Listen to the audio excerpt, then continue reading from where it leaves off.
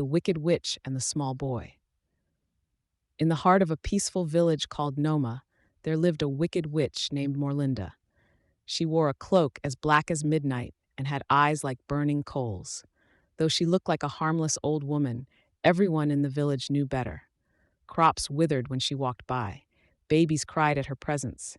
And if someone dared cross her, they'd find their chickens vanished or their roof collapsed by morning. The villagers were terrified, but they couldn't chase her out. Morlinda had cursed the land, and if anyone lifted a finger against her, they'd be turned into frogs, or worse. But one day, a small boy named Tayo arrived in the village.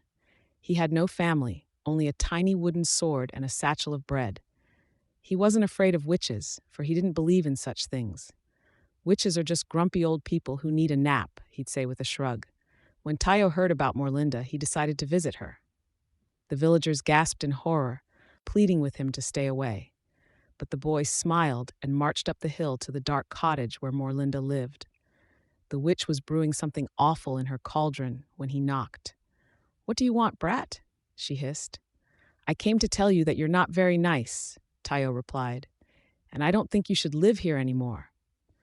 Morlinda cackled, lifting her bony fingers to cast a spell. But just as she shouted her curse, Tayo raised his wooden sword and shouted louder, "Stop it!" And to everyone's surprise, it worked. The witch froze. Her magic fizzled in the air. "What did you do?" she stammered. "I don't know," Tayo admitted.